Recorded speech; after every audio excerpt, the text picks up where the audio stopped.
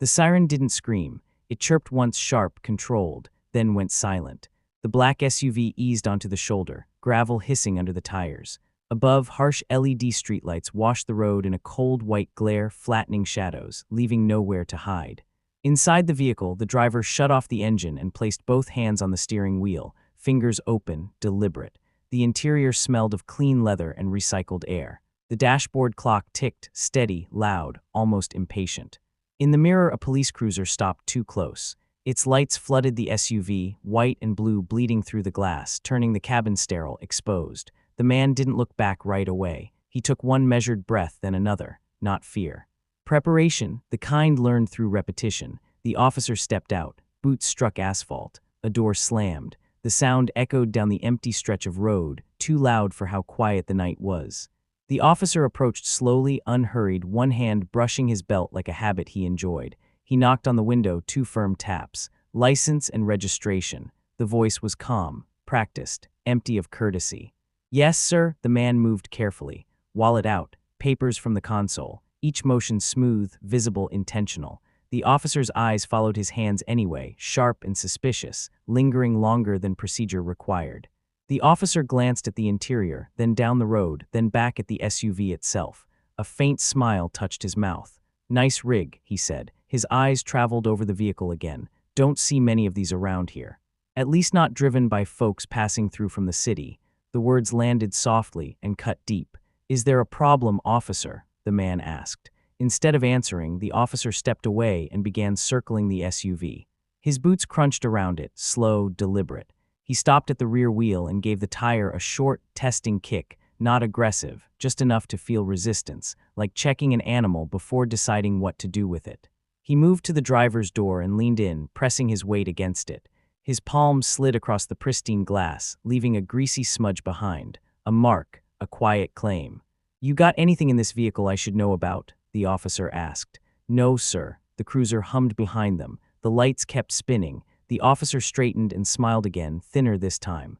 I don't need grounds when I've got reasonable suspicion, he said. Now, you want to stand here debating law, or you want to go home tonight. His hand closed around the door handle. And before permission, before cause, before the truth had a chance to speak, the line was crossed. The officer's flashlight never touched the ground. It stayed level, pinned to the man's chest, then crept upward until the beam caught his eyes. White light washed his face flat, unforgiving. Step back, the officer said. The man moved exactly 2 steps toward the shoulder. Gravel shifted beneath his shoes. He stopped, feet planted, hands open at his sides. The cruiser's lights pulsed behind him, white, blue, white, stripping the night of warmth, turning everything sharp and exposed. The officer studied him openly now, not the SUV, not the plates, him. Let me see some ID again. You have my license, the man replied. I said ID. The officer tilted his head, eyes narrowing. Something else, like what? The officer glanced at the SUV, then back at the man, letting the silence stretch. Something that explains this. The man didn't move. Explains what, officer? The flashlight slid down, jacket, watch, shoes, then snapped back up to his face. The officer's mouth twitched. Guys like you, he said casually, usually sit in the back seat of cars like this, not the driver's seat. The words didn't echo, they didn't need to. A vehicle passed in the far lane, headlights briefly illuminating the scene before disappearing. The officer never broke eye contact, waiting, watching for the reaction he expected. He didn't get one. That's an assumption, the man said evenly. The officer snorted. That's experience. He turned away and walked back to the SUV. The man tracked him with his eyes, careful not to move his head too much. The officer leaned into the open driver's door and slammed his palm against the dashboard. The crack split the quiet. Kill the interior lights, he snapped. They're already off. The officer paused, jaw tightening, then reached in anyway. He flicked switches, yanked open the center console, rattled it closed. His movements were louder now, rougher. Frustration had crept in. Hands where I can see them. They haven't moved. The officer spun around. You want to keep correcting me. I want to keep this clear. Clear, the officer repeated, amused. He walked a slow circle around the SUV, boots crunching deliberately. When he reached the rear wheel, he kicked the tire harder this time. The dull thud echoed. He muttered something under his breath. You nervous? He asked, not looking back. No, you should be, the officer said. People get real calm when they've got something to hide. The man said nothing.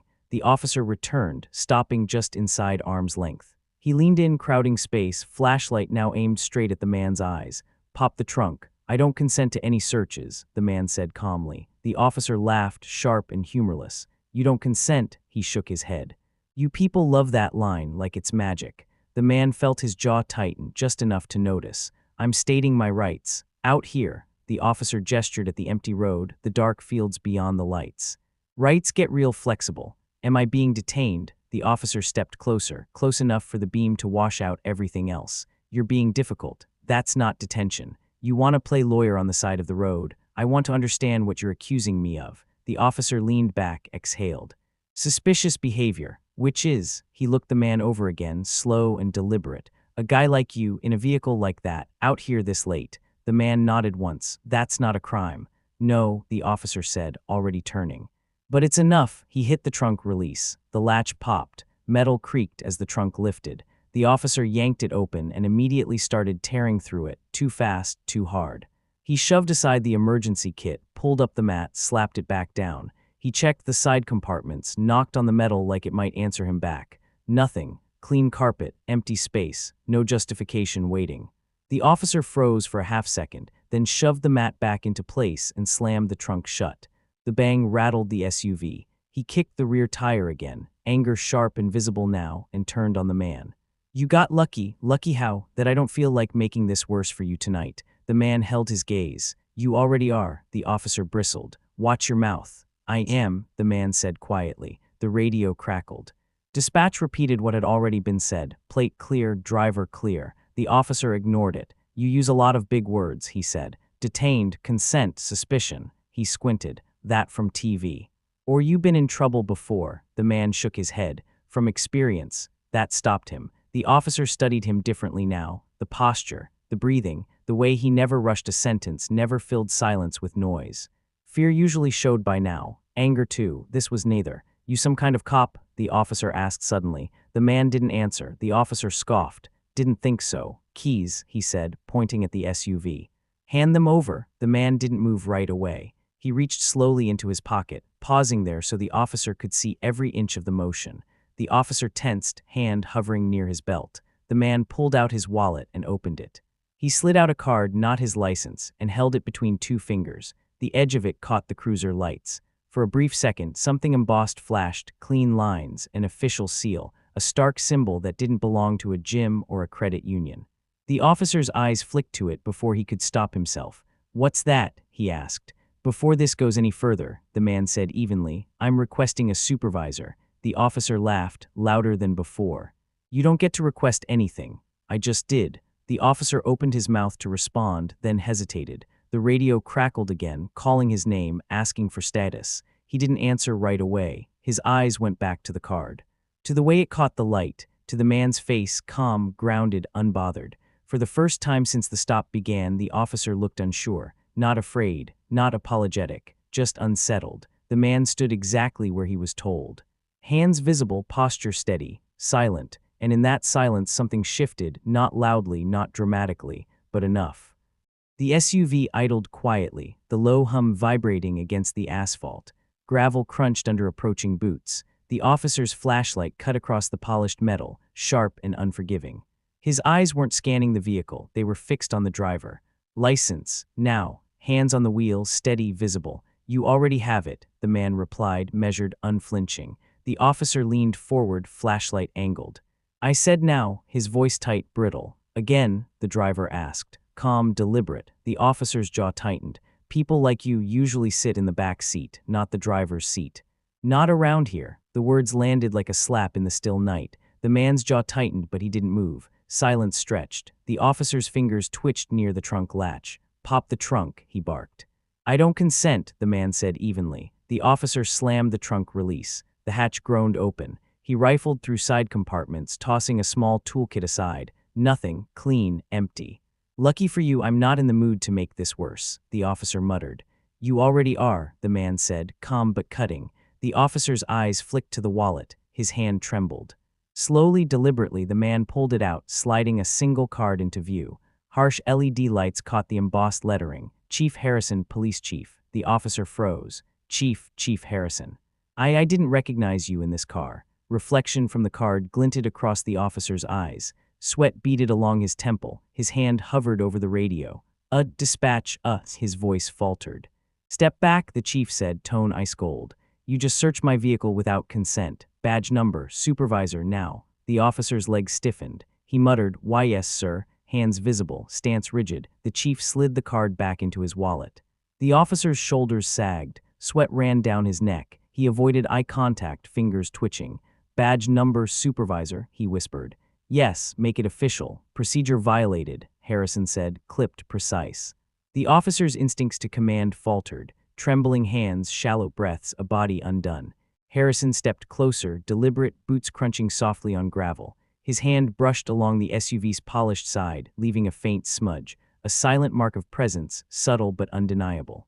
Officer, I've taken this role to remove people like you. You just made it easier. Be on time, he said, hard final. The officer's face went pale. Cap in hand, fingers trembling, he wiped sweat from his brow. His holster hand hovered unsure, then fell. His posture sagged. The uniform was still there, but the pride behind it had vanished. The officer finally dialed dispatch, voice cracking. Affirmative, chief on scene, yes, sir. The chief didn't move. He waited, eyes locked on the officer. Each twitch, each bead of sweat, every shallow breath spoke louder than words ever could. Harrison slid the card back into the wallet. Hands still visible, stance unwavering. The SUV's engine purred, the LEDs reflected off the metal. The officer's confidence was gone, replaced by the weight of realization. He lowered his cap to wipe his brow once more. The uniform was intact, but the arrogance it had concealed was gone, replaced by a hollow understanding. Harrison's eyes followed the officer for a final beat, then he climbed into the SUV, doors closing with a measured click. Engine turned over, deep and resonant, the sound carrying like a toll across the quiet roadside, an unspoken signal of authority, consequence, and finality. The officer remained still, trembling slightly, aware that the night had shifted forever. Presence, procedure, and quiet power had carved the lesson into memory. The morning sun cut sharply through the blinds as the officer approached Chief Harrison's office. His steps were hesitant, each one heavier than the last. The city's cold light reflected off the glass, illuminating the tremor in his hands as he knocked. Enter, Harrison's voice commanded from inside, calm and precise. The officer pushed open the door and froze. Harrison sat behind his desk, posture flawless, eyes sharp and unwavering. Flanking him were two internal affairs investigators, silent and poised, watching every movement. The officer's gun and badge felt impossibly heavy as he approached. Place them on the desk, Harrison said, nodding toward the holster and badge.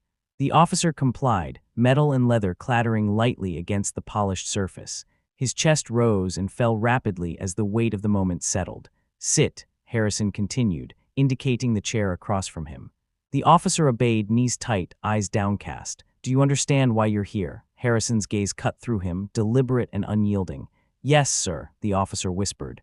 Good. Because last night was a blatant abuse of authority. Harrison's voice was steady, but every word landed with weight. The internal affairs agent scribbled silently, bearing witness to the officer's unraveling. I thought, the officer began, voice faltering. Thought what? Harrison interrupted, voice sharp but controlled.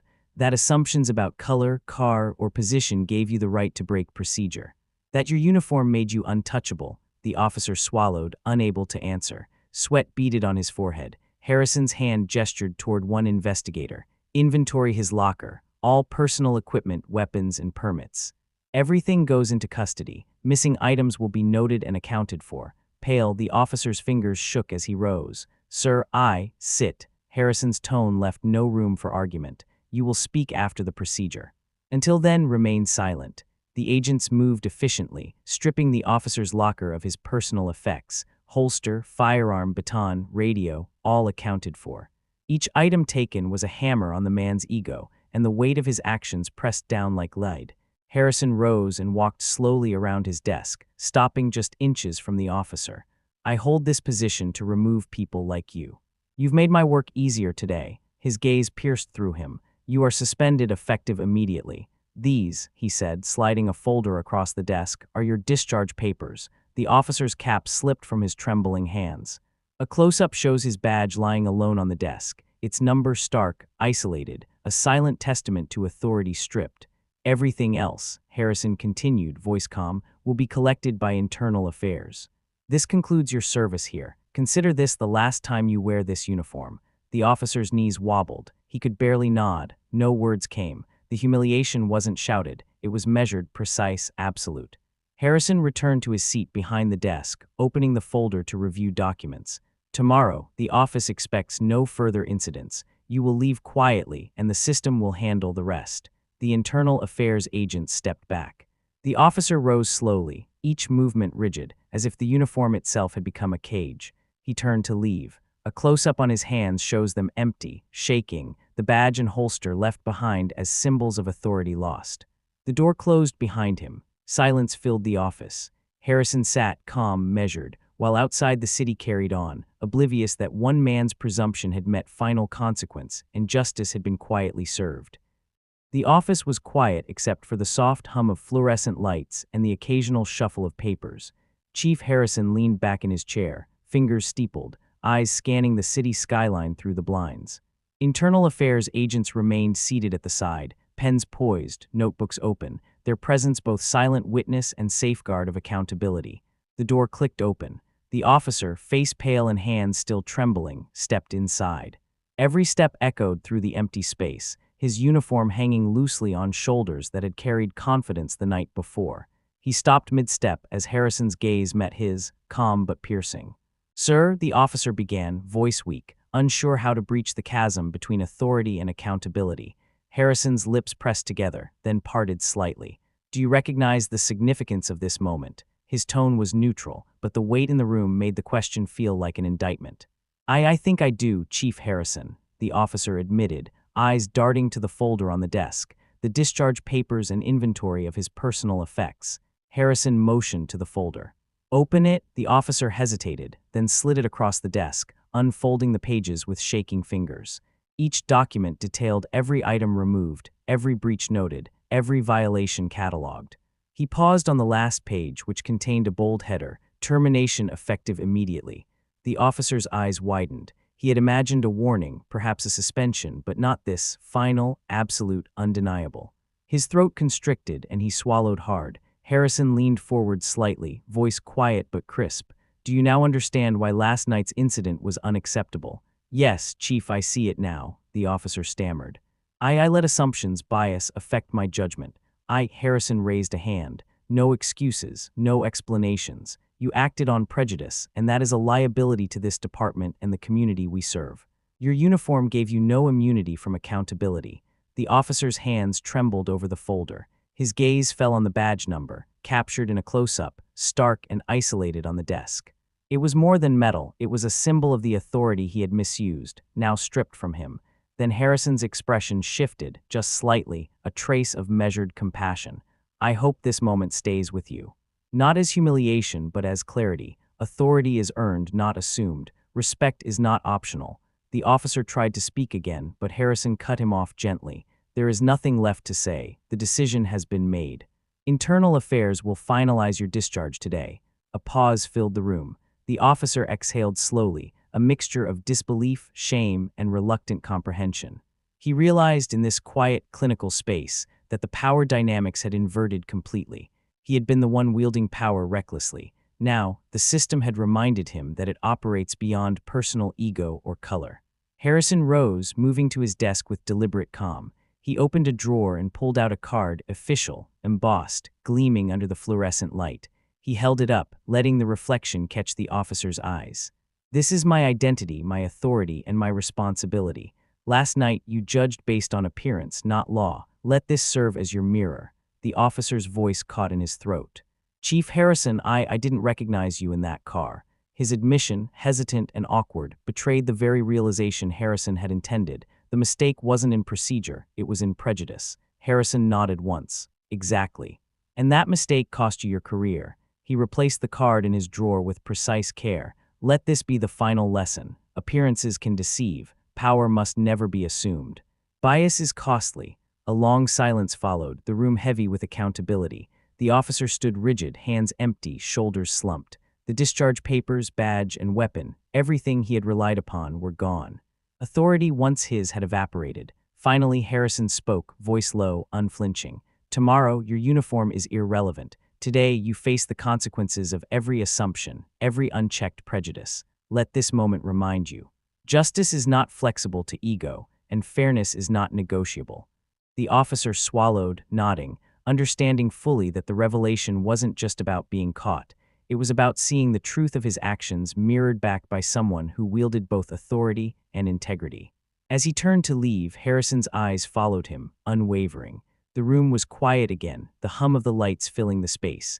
The officer paused at the door, glanced back one last time and left, the weight of what had transpired settling into his bones. Harrison remained behind his desk, still, measured, hands folded. Outside, the city continued, unaware that one officer had been stripped of his power, one lesson had been delivered with precision, and one moral, silent yet undeniable, had resonated. The card on the desk, the badge lying alone, the empty chair, all visual echoes of authority restored and prejudice confronted. The next morning, sunlight poured through the floor-to-ceiling windows of Chief Harrison's office, cutting sharp lines across the polished wood. The city's hum outside felt distant, almost irrelevant, as Harrison reviewed his schedule. Internal Affairs had finalized the officer's discharge overnight. The folder lay neatly on his desk, each page a record of accountability. A soft knock broke the quiet. Harrison looked up. The former officer stepped in, uniform pressed but posture defeated, hands hovering nervously near the belt where the badge had once gleamed. His eyes flicked to the Internal Affairs agents at the side, then to the desk, and finally to Harrison. "Place your badge and weapon here," Harrison said, motioning toward the folder. The officer obeyed without a word, each movement deliberate but hesitant, the sound of metal against wood echoing like a tolling bell.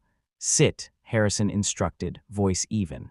The chair creaked under the weight of a man suddenly aware of the fragility of his authority. Harrison leaned forward, gaze steady. "Last night, you acted on assumptions, on prejudice. That kind of judgment has no place in this department or anywhere law is enforced." The officer swallowed, voice barely audible. I understand, Chief. Understand." Harrison's tone was calm but ice cold.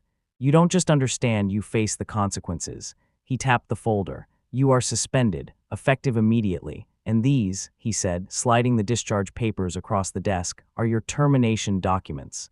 Review them carefully. There is no appeal. This is the final measure." The officer's hands shook as he reached for the folder, eyes falling on the printed lines that stripped him of every privilege he had abused. The badge number, once a symbol of power, stared back at him blankly from the page. He could feel the weight of every misstep, every biased assumption, pressing down like concrete. Harrison's voice broke the silence again. "Your actions caused harm not only to the man you stopped, but to the trust this community places in its officers. You will leave quietly, no arguments, no excuses." The officer's throat tightened. He nodded, incapable of finding words. His uniform, his badge, even the gun at his side, all tangible symbols of authority, had lost meaning. Every fiber of confidence had been stripped away. Harrison stood, walking slowly around the desk, stopping just inches from the former officer. "I've taken this position to ensure that justice is not compromised by personal bias. Last night, you made my work easier. Internal Affairs will handle the rest of your affairs, and you will exit this building with nothing but the truth you earned." The officer straightened slightly, taking a slow breath, then placed the discharge papers and badge carefully on the desk. He lifted his cap, wiped the sweat from his brow, and stepped back, leaving the office with measured steps, each one heavier than the last. Harrison watched him go, expression calm, controlled. There was no triumph, no gloating, only the quiet weight of justice executed. The badge left behind, the uniform surrendered, the folder closed. These were the silent echoes of accountability. As the door clicked shut, Harrison exhaled, settling back into his chair. Outside, the city continued unaware of the invisible justice served within those walls. Authority, when misused, had been corrected. Bias had been confronted.